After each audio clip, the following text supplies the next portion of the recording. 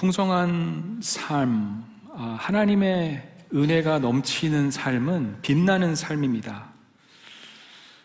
하나님의 은혜가 차고 넘치면 하나님의, 우리 찬양했던 것처럼 밝은 빛을 세상 속에 비추는 그러한 삶, 그러한 교회입니다. 너무나 귀한 이름을 저희는 가졌죠. 큰 빛 교회. 예수님께서 너희는 세상의 빛이라 그러셨어요. 빛으로 오신 주님께서 너희가 세상의 빛이다. 하지만 우리가 예수님을 믿는다고 하지만 빛을 잃고 또 잊어버리고 내가 빛의 자녀구나 라는 것을 잊고 살 때가 많고요, 우리의 빛이 희미해질 때가 많습니다. 교회도 마찬가지죠. 세상 속에서 밝은 빛을 비춥니다. 제가 큰빛교회 역사를 보면 정말 하나님께서 우리 교회를 정말 세상 곳곳에 보내셔가지고 열방에서 하나님의 빛을 비추게 하셨죠. 하지만 교회가 자칫 잘못하면 하나님의 빛을 이룰 수가 있습니다. 희미하게 빛나는 게 아니라, 한국 표현, 제가 영어로 설교하고 한국말로 설교 이번에 오랜만에 준비를 하면서 한국말 표현이 좋은 게 많더라고요. 네. 눈부시게 빛나는, 드라마도 있었던 것 같아요. 그렇죠? 눈부시게 빛나는 교회. 얼마나 멋있습니까? 이 정말 귀한 신앙의 뿌리를 갖고 있는 저희들이, 저희 큰 빛 교회가 정말 눈부시게 빛나는 그런 교회가 되면 좋겠습니다. 그런 교회가 될 거예요. 그렇죠? 우리가 말씀을 붙잡고 살아갈 때에, 우리가 예수님 바라보고 살아갈 때에 그런 교회가 될 것이고, 하나님께서 그렇게 우리를 만들어 가시고 계신 줄 믿습니다. 그렇다면 저희가 어떻게 하나님께서 그 부르신 빛의 부름대로 살아갈 수 있을까? 우리가 어떻게 큰빛 교회가 될 수 있을까? 오늘 말씀을 통해서 제가 원래 3가지가 있는데 아무래도 2개만 나눌 것 같아요. 아무래도. 제가 내년에 3번째 포인트를 나누도록 하겠습니다. 첫 번째로, 빛나는 삶은 우리의 구원을 이루어가는 삶입니다. 우리 빌립보서 2장 12절 말씀을 같이 읽겠습니다. 그러므로 나의 사랑하는 자들아, 너희가 나 있을 때뿐 아니라 더욱 지금 나 없을 때에도 항상 복종하여 두렵고 떨림으로 너희 구원을 이루라. 두렵고 떨림으로 너희 구원을 이루라. 이게 도대체 무슨 말씀입니까? 우리가 자칫 잘못하면 이 명령을, 이 귀한 말씀을 잘못 해석해서 잘못 적용할 수 있어요.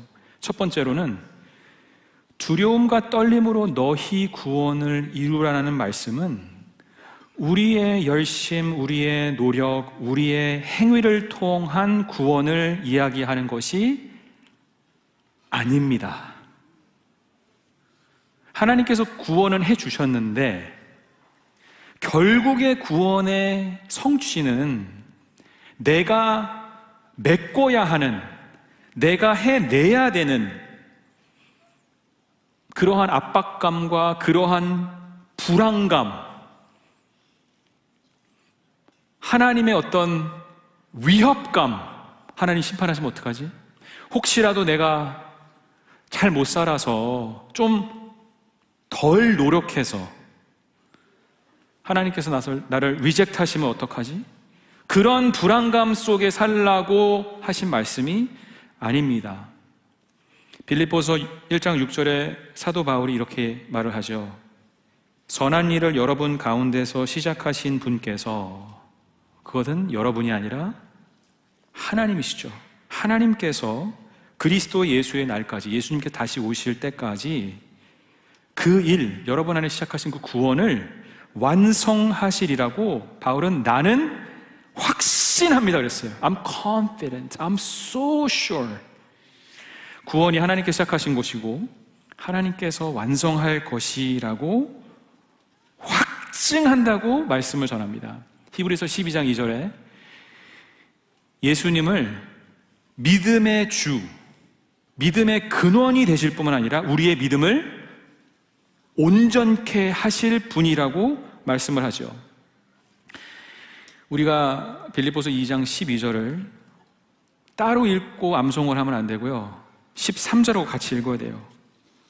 13절하고 그 다음 구절하고 같이 읽으면 이거는 두려움에 떨면서 혹시라도 내가 잘못하면은 구원을 잃어버릴 수 있으니까 너 조심해가 아니에요. 같이 읽으면 이거는 우리 찬양한 것처럼 하나님의 신실함을 강조하면서 하나님의 약속과 하나님의 능력과 하나님의 역사를 강조하면서 격려하는 말씀이에요. 우리는 이 말씀을 듣고 위로를 받고 격려를 받는 겁니다. 자, 같이 읽어볼게요. 빌립보서 12장 12절과 13절을 같이 읽겠습니다. 그러므로 나의 사랑하는 자들아, 너희가 나 있을 때뿐 아니라 더욱 지금 나 없을 때에도 항상 복종하여 두렵고 떨림으로 너희 구원을 이루라. 너희 안에서 행하시는 이는 하나님이시니 자기의 기쁘신 뜻을 위하여 너희로 소원을 두고 행하게 하시나니. 제가요, 이번에 오랜만에 한국말을 성경을 읽어보니까 한국말 성경이 어려워요. 저 한글을 좋아하는데 제 아이들도 한글을 가르치고, 그래서 우리말 성경, 좀 쉬운 성경을 보면요, 두렵고 떨리는 마음으로 여러분의 구원을 이루십시오. 여러분 안에서 하나님의 기쁘신 뜻에 따라 결단하게 하시고 하나님께서, 행동하게 하시고 하나님께서, 결단하게 하시고 행동하시는 분은 하나님이시기 때문입니다가 있어요. 근데 이게 원어로 보면, 그리고 영어로 이제 번역이 그 때문에가 너무나 확실하게 되어 있습니다. 연결고리가, 접속사가. 그러니까 이게 접속사가 원래 있어요. 근데 이제 번역에는 없는 건데, 다른 말로 하면은 여러분 두렵고 떨리는 마음으로 여러분의 구원을 이루십시오. 왜냐하면, 끝까지 들어야 돼요. 왜냐하면 여러분 안에서 하나님의 그 구원을 하나님이 이루고 가고 계시기 때문입니다. 우리가 구원에 대해서 얘기를 했지만 조금 있다가, 구원을 이룰 수 있는 이유와 자원과 동기와 힘과 능력이 우리 안에 있지 않고 하나님께 있는데, 그 하나님께서 여러분을 돕고 계시기 때문입니다. 여러분 걱정하지 마세요. 여러분 걱정하지 마세요. 어렵고 힘들다고 포기하려고 하지 마세요. 왜? 여러분 안에 하나님이 역사하고 계세요. 신실하신 하나님이 역사하고 계십니다. 말씀을 순종하고 싶은데 순종하지 못해서 막 죄송할 때, 하나님께서 그 말씀을 순종하고자 하는 그 마음도 주셨고요, 과연 여러분이 그 말씀을 순종할 수 있게 하실 거예요. 하나님이 하시는 겁니다. 그러니까 크리스찬 라이프, 빛으로 빛나는 인생은요, 우리의 노력 이상입니다. 정말 우리가 지금 찬양한 것처럼 은혜로다. 다 하나님 은혜예요. 진짜. 그 은혜가 넘칠 때 우리가 두렵고 떨리는 마음으로 우리의 구원을 이루어 가는 겁니다. 분명히 그 이룬다는 말을 영어로는 work out your salvation, work out. work for가 아닙니다. work out이에요.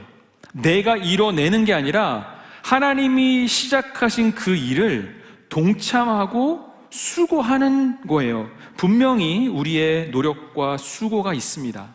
운동선수가 땀을 흘려서 열심히 훈련하고 노력하는 것처럼, 농부가 땡볕에서 열심히 수고하고 노동하는 것처럼 우리의 노력이 분명히 있습니다. 하지만 우리의 노력이 우리가 노력해서가 아니라 우리 노력 위에, 뒤에, 안에 하나님의 능력이 있기 때문에 가능한 거예요. 그래서 바울이 고린도전서 15장 10절에 이렇게 고백을 하죠.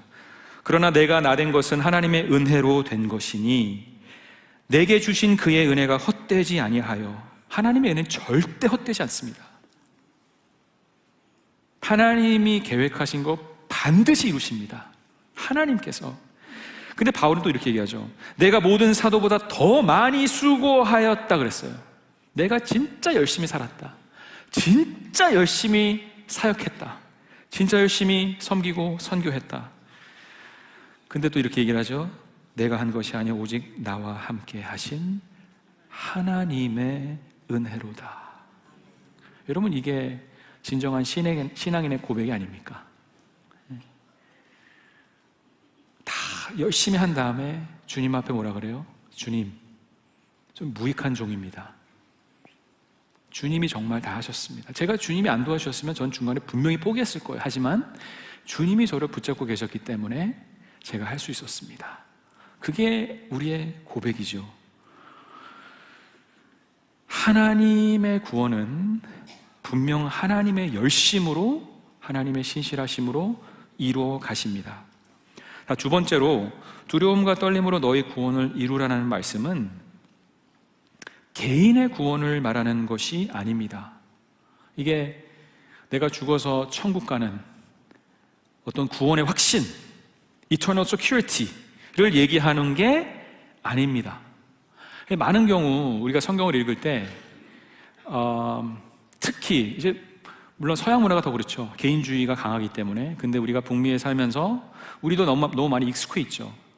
그냥 그게 팽배해요. 우리가 사는 사회는 나를 먼저 생각하는 거예요. 우리보다. 한국 언어가 얼마나 아름다운지 몰라요. 우리 집에 오세요. 그냥 내 집에 오세요. 안 그래요? 그렇죠? 우리 집에 오세요. 우리 교회. 네, 웨스턴 마인드셋은 아주 인디비주얼리스틱하죠. 그래서 우리가 이제 물론 이제 개인적인 구원의 확신이 중요합니다. 하나님의 말씀을 나에게 주시는 말씀으로 받아들이는 게 중요하죠. 영어로는 이게 work out your own salvation이라고 표현이 되어 있어요. 영어로는. 한어로는 너희의 구원인데 이게 원어로 봐도 work out your own salvation. 그러니까 영어로 보면 더 이거 내가 진짜 잘해야 되는구나. Your own salvation, not others' salvation, but your own, you know? 똑바로 못하면 끝장낼게요. 막 그러면 My own salvation. Oh my goodness, 세상에 믿을 놈 없지, 그치? 내가 잘해. 내 인생 내가 챙겨야지. 라고 생각할 수 있어요. 근데 개인적인 말씀으로 받아들이는 거 너무 귀합니다. 하지만 이 편지와 신앙 공동체에 쓰여진 모든 편지들은 개인을 포함하지만 개인한테만 1대1로 쓴 게 아니에요. 공동체한테 쓴 겁니다. 그 13절에 너희 안에 행하시는 하나님 말씀도 너희 마음속이 아니에요. 네. 그게 적용은 그렇게 할 수 있지만 너희 마음속에 역사하시는 하나님이라는 게 아니라 너희 무리들 안에, 더 나아가서 너희들 관계 속에. 우리 빌립보서를 쭉 읽어보면 관계, 하나됨을 아주 강조를 많이 하죠. 자, 두려움과 떨림으로 너희의 구원을 이루라는 개인 구원이 아니라 공동체적 구원을 이야기하고 있습니다. 여러분 신앙생활 하시면서 공동체적 구원이라는 얘기를 들어보셨습니까? 공동체적 구원이란 그 개념을 생각해 보신 적 있습니까? 공동체적 구원. 대부분 많은 경우는 구원을 얘기할 때 죽어서 천국 가는 거. 누가? 내가. 이게 구원에 대한 아주 개인주의적이고 아주 내로하게, 아주 좁게 생각하는 거죠.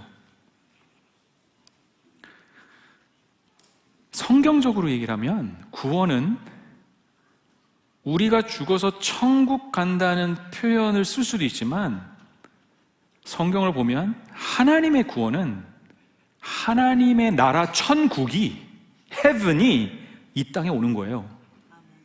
그 계시록의 22장 비전이죠. 새 하늘과 새 땅이 임하는 겁니다. 우리가 주기도문 하죠. 하늘에 계신 우리 아버지, 이름이 거룩히 여김을 받으시오며 나라 임하옵시며 뜻이 하늘에서 이루어진 것까지 어디서 이루어져요? 땅에서도 이루어지리다. Heaven coming down. 예수님 오셔가지고요, 때가 찼으니 천국이 가까웠다 그랬어요. 천국에 가까웠다. 회개하라, 복음을 믿으라. 예수님이 천국을 하늘에서 땅으로 가지고 오신 겁니다. 그게 우리의 신앙의 핵심이에요. 자, 그 복음의 메시지의 구원은 무엇을 의미하냐? 구원이란 단어가 헬라어로 소조, 그거는 예수님께서 병자를 고치실 때 이런 표현을 하시죠. 너의 병이 낫다. 소조 됐다 그래요. 구원됐다. 회복을 얘기를 합니다. 치유를 얘기를 합니다. 자, 구원을 회복과 치유라는 단어로 해석을 하고 그 관점에서 보고 그럼 뭐가 회복되는 건가? 병만 회복되는 건가? 병도 포함이 되죠. 근데 그 병은 사인이에요. 무슨 사인?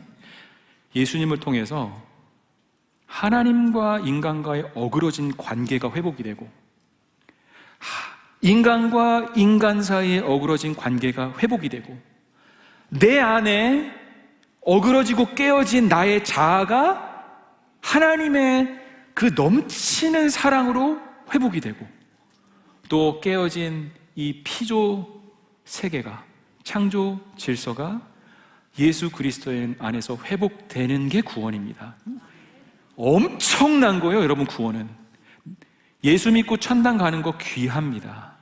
하지만 하나님 나라의 비전은 나 한 개인을 포함하지만 온 우주 만물을 포함하는 거예요. 공동체를 포함합니다. 공동체적 구원입니다.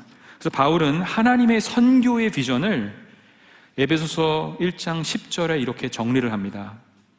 하나님의 비전은 뭐냐? 하나님의 선교는 뭐냐? 하늘에 있는 것이나 땅에 있는 것이 다 그리스도 안에서 통일되게 하려 하심이라. 다른 번역은 하늘과 땅에 있는 모든 것이 그리스도 안에서 하나가 되게 하도록 하는 것입니다. 다른 말로 하면 하늘에 있는 것, 땅에 있는 것, 모든 것이 예수 그리스도의 그 주권 아래 복종할 때에 우리가 다 하나가 될 수 있다는 거예요. 관계가 회복될 수 있다는 겁니다. 하나님과의 관계뿐만 아니라 우리 안의 관계가, 그게 하나님의 선교고 하나님 나라 복음 메시지의 핵심입니다. 그렇기 때문에 빌립보서 1장 27절에 바울이 이렇게 얘기를 하죠. 오직 너희는 그리스도의 복음에 합당하게 생활하라. 자, 그리스도의 복음에 합당하게 생활을 어떻게 하는 거예요? 이는 내가 너희에게 가보나, 내가 너랑 같이 있거나 떠나 있으나, 거기 없거나, 너희가 어떻게 해요? 한 마음으로 서서 한 뜻으로 복음의 신앙을 위하여 협력하라. 하나 되라, 하나 되라, 하나 되라. 관계를 귀하게 여겨라. 복음에 합당한 생활이에요. 2장 2절에 마음을 같이 하여 같은 사랑을 가지고 뜻을 합하여 한 마음을 품으라. 오, 하나 되라, 하나 되라, 또 하나 되란 말을 다른 각도에서 얘기하는 거예요. 지난주에 우리 노 목사님이 설교를 하셨죠. 하나님의 창조 세계의 회복, 관계의 회복이라는 관점에서 구원을 이해하면 지금 오늘 본문 말씀 빌립보서 2장 12절 13절 말씀, 두렵고 떨림으로 너희들의 구원을 함께 이루어 나가라는 그 말은 공동체적 구원을 이루어 나가라는 말씀이에요. 다. 그게 도대체 무슨 말이냐? 여기에 두렵고 떨리라는 표현이 있죠. 영어로는 fear and trembling. Work out your own salvation with fear and trembling. 두렵고 떨린다는 표현을 성경에 바울이 3번 씁니다. 그 두렵고 떨림 단어를 붙여서 같이 쓸 때가 딱 3번이에요. 그 중에 하나가 빌립보서 2장 12절. 그 나머지 2개가 어디냐면 고린도후서 7장 그리고 에베소 6장인데 둘 다 두렵고 떨리는 표현을 쓸 때 하나님과 인간관계를 묘사할 때 쓰지 않습니다. 언제 쓰냐? 인간관계, 수평관계에서 써요. 자, 우리 고린도후서 7장 15절 보겠습니다. 그가, 디도를 말합니다. 바울의 동역자가 너희 모든 사람들, 고린도 교회에 있는 사람들이 두려움과 떨므로 자기를 영접하여 순종한 것을 생각하고 너희를 향하여 그의 심정이 더욱 깊어졌으니 그랬어요. 이 현대인 성경은 두려움과 존경하는 마음이라고 번역을 했습니다. 한국말로. 에베소서 6장 5절 말씀에 종들아 두려워하고 떨며 같은 표현입니다. 두려움과 떨림으로 너희의 구원을 이루라는 표현은 똑같은 표현. 어떻게? 성실한 마음으로 육체의 상전에게 순종하기를 어떻게 해요? 그리스도께 하듯 하라. 우리가 하나님 앞에 설 때 두렵고 떨리는 마음이 있고요. 너무 거룩하시니까. 예수 그리스도의 보혈이 없으면 우린 다 없어집니다. 하나님의 거룩한 그 현존 앞에 그리스도의 보혈을 덮고 있기 때문에 우리는 담대하게 나갈 수 있죠. 겸손하지만 담대하게. 두렵고 떨리는 거예요, 하나님. 근데 여러분, 우리가 서로 관계에서 두렵고 떨림으로 서로를 그 그리스도를 대하듯 존중하고 서로 정말 나보다 훨씬 더 이렇게 낮게가 아니라 낮게 여기고 내 생각이 아니라 그분의 생각을 더 생각한다고 생각해 보세요.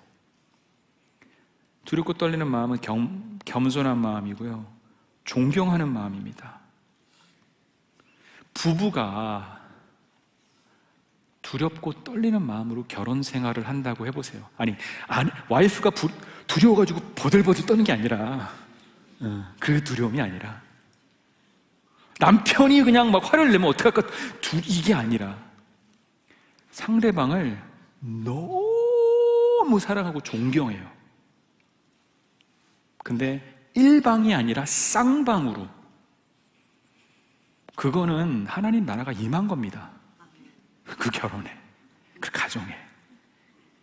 근데 구원받은 우리 공동체가 그렇게 살라는 거예요. 그게 복음에 합당한 생활이라는 거예요. 그게 바로 두려움과 떨림으로 우리들의 공동체적 구원을 이뤄간다는 거예요. 여러분 션 아세요? 션? 저희 교회에 한번 왔었어요. 저는 그때 간증 집회 못 들었는데 션 형제가 인터뷰에서 이런 말을 했어요. 결혼한 지 오래됐는데 저는 아직도 아내한테 잘 보이고 싶어서 정말 열심히 노력합니다. 이게 무슨 말이에요? 저는요 두렵고 떨림으로 제 결혼 생활을 유지해 나가고 있습니다. 그 말이에요. 그 결혼이 행복할까요? 불행할까요? 그 결혼이 행복할 뿐만 아니라 빛이 납니다. 눈부시게 빛이 납니다. 그러니까 형제들이 그런 클립을 보면 아내한테는 보여주기 싫죠. 보지 마, 볼 것 없어. 세상에 그런 사람이 어디 있어? 최근에 또 제가 우연찮게 클립을 보다가 그런 얘기를 하더라고요. 어느 인터뷰에서 션한테 물어본 거예요. 부부가 뭐 살다 보면 디스어그리 할 수 있잖아요. 뭐 서로 이렇게 의견이 안 맞아요. 의견 충돌이 있어요. 그럼 어떻게 하십니까? 했더니 션이 저희는 다투진 않습니다. 그냥 기다립니다. 그러더라고요. 기다립니다. 기다렸다가 다시 얘기를 한대요. 근데 그 다음에도 또 의견이 안 맞아. 그럼 어떻게 하세요? 그럼 답변이 뭔지 아세요? 그러면 혜영이가 맞은 거예요. 와이프가 맞지요. 속으로 저 바보 아니야? 그럴 수 있어요. 응? 여러분 이 두려움과 떨림으로 너희 구원을 이루라는 그 바로 전에 예수님 얘기를 하죠. 그러므로 두려움과 떨림으로 너희 구원을 이루라 그랬어요. 예수님이 자기 자신의 유익보다 우리의 유익을 위해서 십자가 지셨어요.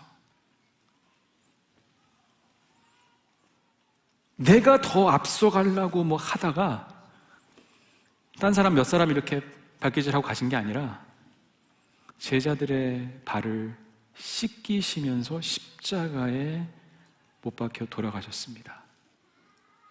우리가 그 복음을 정말 믿는다면, 저한테 하는 설교입니다. 우선 여러분하고 나누는 말씀이지만, 여러분 우리 결혼 생활과 우리 공동체의 관계들이 다 정리가 될 거예요.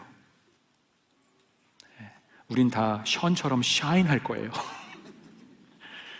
우리 가정에서. 여러분, 목장에서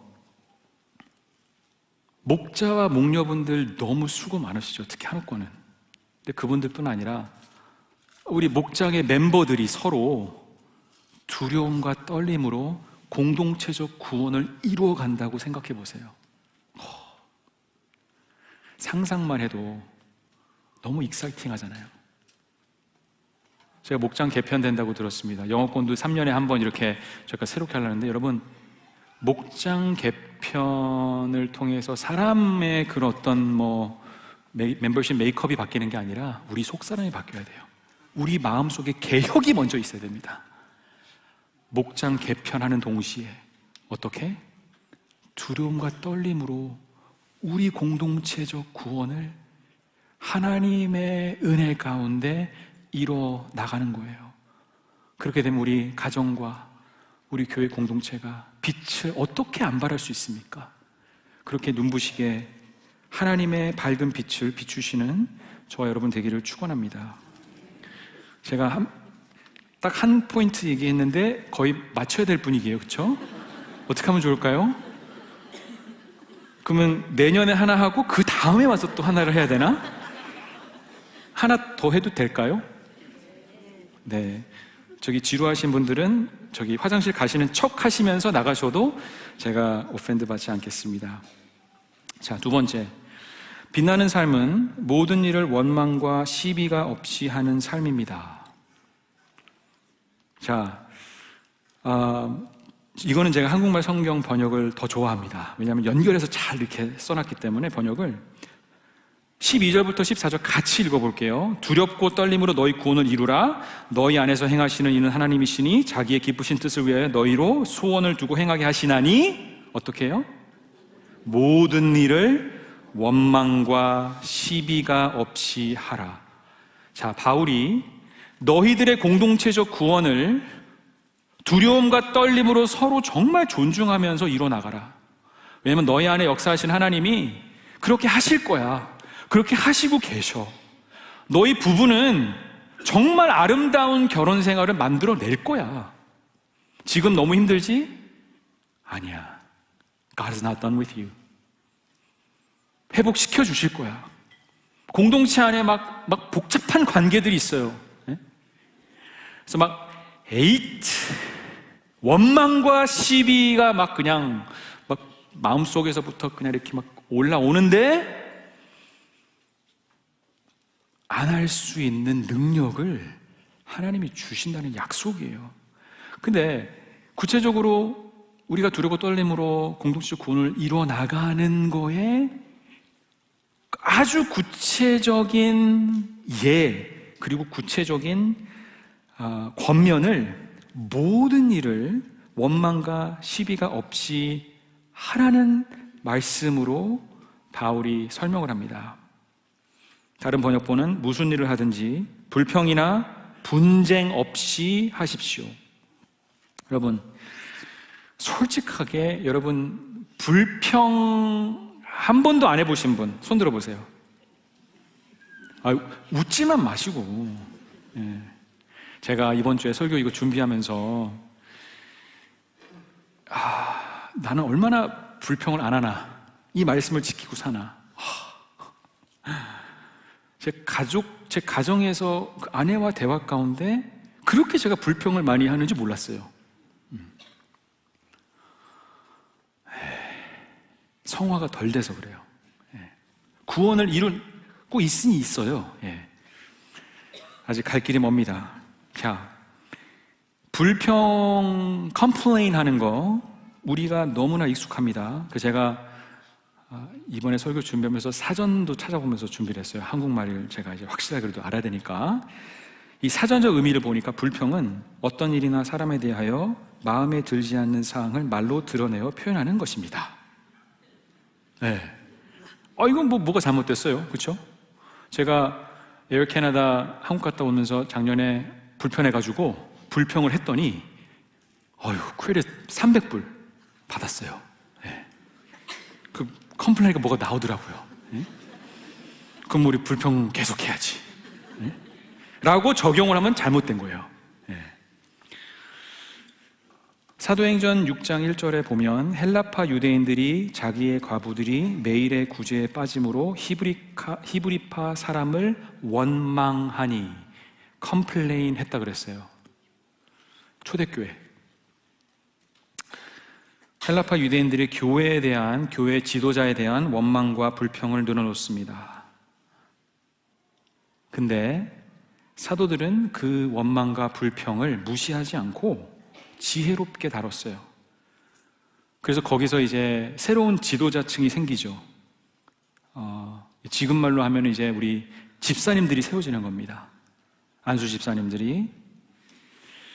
그래서 교회에 새로운 리더십이 세워지고 또 제자들이 많아지고 말씀이 왕성해지고 교회가 아주 건강하게 세워져 갑니다. 우리 교회처럼 제가 믿기로는 원망 자체가 문제가 아니라 그 원망의 불평의 방향성과 동기와 온도가 문제예요. 어떤 불평은요, 너무 지속적으로 뜨겁게 유지가 돼서 관계를 망가뜨려 놓습니다. 그렇기 때문에 사도 바울은 불평만 얘기를 하지 않고 불평과 시비 아니면은 논쟁, 분쟁, 그게 결국에는 분열, 그건 뭐예요? 아주 반 기독교적인 거예요. 아주 반 복음적이에요. 분쟁은, 하나님의 나라는 분쟁, 분열되어 있는 우리 관계 안에 하나님과의 관계가 그 깨진 거를 회복시키기 위해서 예수님이 십자가 못 박혀 돌아가셨어요. 근데 그걸 믿는 우리가, 그 복음을 선포하는 우리가 분열을 하고 있어요. 분열을 도모하는 마음을 품고 있어요. 막 뒤에서 죄송합니다 이런 표현 써서 뒷담화를 까고 있어요. 뒷담화를 하고 있어요.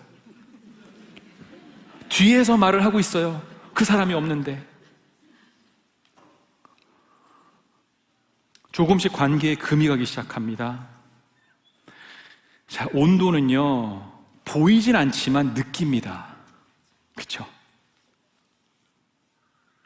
저도 조심해요. 영어권에 이 스피리추얼 템퍼처가 이게 조금 이상하면 기도 많이 해야 돼요. 진짜 리더십들이 무릎 꿇고 금식하며 기도해야 됩니다. 회개해야 됩니다. 예수님 붙잡고 나가야 됩니다. 원망이, 불평이 분쟁을 자아내고 분열을 일으키면 그건 교회 끝이에요. 교회가 그냥 스플릿 되는 거죠. 제가 큰빛교회를 생각하면 감사한 게, 진짜 이제 내년이면 40주년. 진짜 분열, 분쟁 없이, church split 없이 그런 교회가 많지 않아요. 정말 건강한 교회입니다. 여러분, 우리 자랑스러워야 돼요. 하지만 자랑스럽다고 나태해지면 안 돼요. 바울은 너희의 구원을 두렵과 떨림으로 이뤄가는데 모든 일을 원망과 분쟁과 싸움 없이 하라 그래요. nip it in the bud. 조금이라도 그게 그 싹이 날 것 같으면 탁 잘라버리라는 거예요. 제가 교회에서 사역을 하면서 예전에 설교자로서 이제 성장을 하고 싶어가지고 서로 설교 피드백을 주는 그런 훈련을 했었어요. 그래서 제가 주일날 이렇게 설교를 하고 마치고 이제 우리 스텝 미팅을 하는데 젊은 전도사 한 분이 저에게 제 설교의 7가지 잘못한 거 다 너무 정리를 논리적으로 잘하셔가지고 다 썼어, 그거를. 그래서 저한테 하나씩 얘기를 해주시는 거예요. 제가 얼마나 고마웠겠어요? 우리가 두려움과 떨림으로 구원을 이뤘을까요, 그날?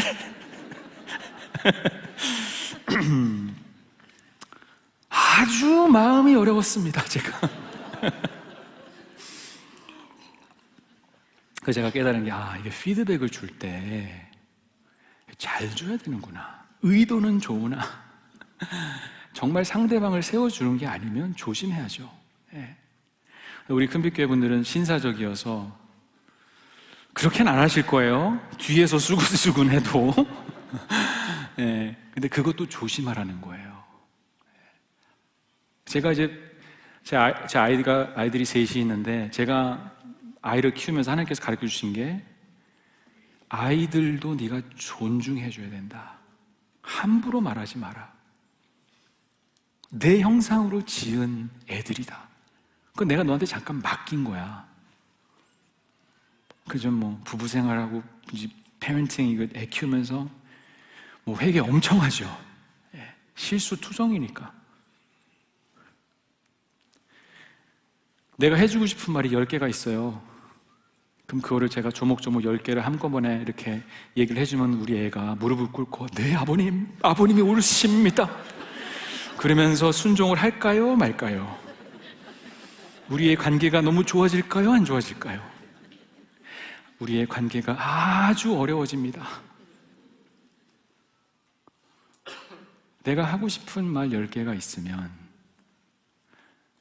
그 중에 하나를 열심히 기도하고, 내 마음의 욕심이 때문에 그런 건지 아닌지를 하나님 앞에 고민하고 바로 얘기를 하는 게 아니라 하나님의 때에 말하는 지혜가 필요한 거예요.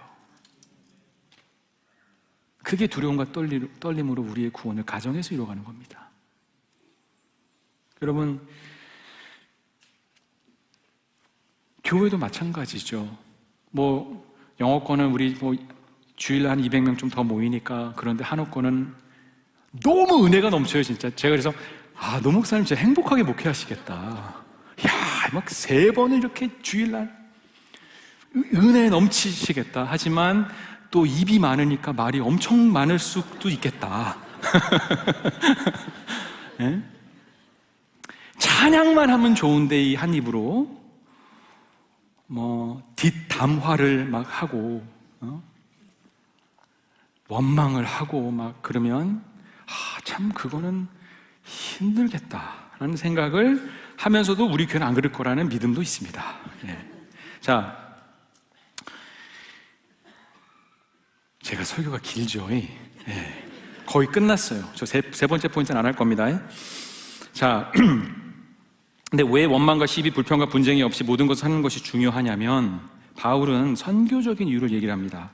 자, 빌립보서 12장 14절 15절 얘기합니다. 무슨 일을 하든지 여러분은 불평이나 분쟁 없이 하십시오. 이는 여러분이 흠이 없고 순전한 사람들이 돼 뒤틀리고 타락한 세대 가운데서 책망받을 것이 없는 하나님의 자녀들로서 세상에서 하늘의 별들처럼 빛나게 하려 하는 것입니다. 자, 우리가 두려움과 떨림으로 겸손하게 서로를 존중하고 모든 일에 불평이나 분쟁이 없이 하는 공동체로 세워져 나갈 때 막 열방 가운데 우리는 큰 빛이 된다는 거예요. 아멘. 바울은, 제가 이제 바울 신학을 공부하고 싶어서 막 연구를 했었는데, 서신서를 보면 너희들 나가서 전도해라, 그리고 전도는 이렇게 하는 거야 라고 전도의 전략을 이야기를 했을까요? 안 했을까요? 연구해 보시기 바랍니다. 바울의 선교학이 성경에 어떻게 얘기를 하는지. 바울은 교회에 선교적 공동체로 세워져 나가도록 편지를 쓰는데, 전도해, 그러면 전도하기 위해서는 1, 2, 3, 4, 5단계가 있어 라고 이야기하는 것보다 그런 얘기 없어요. 하나님 앞에 순결하십시오. 마음을 지키십시오. pure 하십시오. 그것과 여러분 공동체 안에서 마음과 마음이 연결되어 하나 되십시오. 그 하나됨과 거룩함을 강조를 해요. 그게 선교적 영성입니다. 우리가 복음 중심 선교적 영성으로 움직인다는 것은 하나님 앞에 순결한 마음을 지키고 우리 공동체가 한 마음과 한 뜻으로 강건하게 세워지는데 함께 서 있는 거예요. 한 뜻으로. 그게 선교적 영성입니다. 존 파버 목사님이 이런 말씀하셨어요. 원망과 불평을 하지 않는 것이 간음을 하지 않는 것보다 더 힘듭니다. 원망과 불평을 하지 않는 것은 신앙생활에서 가장 어려운 것 중에 하나입니다. It's harder to stop grumbling than to stop committing adultery. Grumbling is the hardest sin to conquer. 자, 그러면 우리가 어떻게 이렇게 힘든 죄, 우리가 극복하기 힘든 이 죄를 어떻게 극복하고 세상에서 밝게 빛날 수 있습니까? 바울은 16절 이렇게 얘기를 합니다. 자, 14절부터 다시 읽을게요. 무슨 일을 하든지 불평과 시비를 하지 말고 하십시오. 그리하여 여러분은 흠이 없고 순결해져서 구부러지고 뒤틀린 세대 가운데서 하나님의 흠없는 자녀가 되어야 합니다. 그리하면 여러분은 이 세상에서 별과 같이 빛날 것입니다. 어떻게 하면서 생명의 말씀을 굳게 붙잡음으로 말미암아. 생명의 말씀을 굳게 붙잡음으로 우리가 말씀을 통해 거울과 같은 말씀이 내 삶에 비추어질 때에 내 안에 있는 잘못된 동기와 원망과 시기와 그 더러운 것들을 그 깨끗게 하시는 하나님의 말씀으로 우리가 성화될 때 순결해져서 정말 구부러지고 뒤틀린 세대 가운데서 하나님의 흠없는 자녀가 돼서 별처럼 빛날 거라는 거예요. 더 나아가서 생명의 말씀은 바로 예수님입니다. 예수님이 the word of life죠. 생명의 말씀은 예수님이에요. 우리가 우리에게 생명을 주시는 예수님을, 생명의 말씀이신 예수님을 꼭 붙들고 살아갈 때, 예수님과 이렇게 마음이 연결돼 가지고 살아갈 때, 그래서 하고 싶은 얘기 있으면요, 내 좋은 친구 예수님께 가서 다 하는 거예요.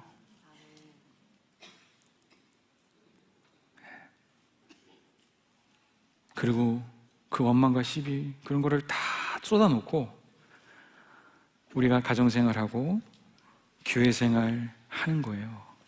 예수님은 근본 하나님의 본체시나 하나님의 동등됨을 취할 것으로 여기지 아니하시고 오히려 자기 자신을 비워 종이 되셔서 섬기셨습니다. 근데 종이 돼서 섬기실 때 컴플레인 안 하셨습니다. 예수님은 자기를 낮추시고 순종하셨어요. 근데 자기를 낮추시고 순종하실 때 컴플레인 안 하셨습니다. 예수님 우리의 구원을 이루시기 위해서 십자가에 못 박혀 죽으실 때 grumble, complain 하면서 십자가에 못 박혀 죽으시지 않으셨습니다. 우리 이사야서 말씀 보면 그가 곤욕을 당하여 괴로울 때에도 그의 입을 열지 아니하였음이며, 이 표현을 2번 써요. 마치 도수장으로 끌려가는 어린 양과 털 깎는 자 앞에서 잠잠한 양같이 그의 입을 열지 아니하였도다. 베드로전서 2장 21절에 욕을 당하시되 맞대어 욕하지 아니하시고. 이거 어떻게 가능합니까?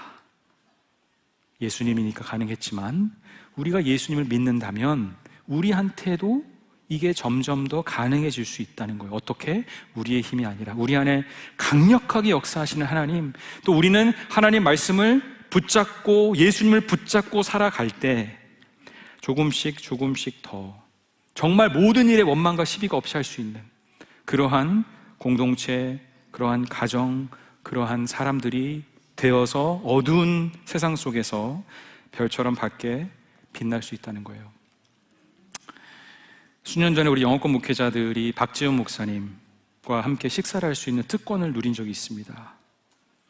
식사를 거의 다 마치고 여러 가지 이제 대화를 나누는 가운데 제가 여쭤봤어요. 박 목사님이 옆에 계셔서, 목사님, 우리 젊은 목사들에게 해주시고 싶은 말씀 있으면 우리 한 말씀 해주시면 좋을 것 같아요. 근데 목사님께서 입을 여셔서 하신 한 마디가 무엇인지 아세요?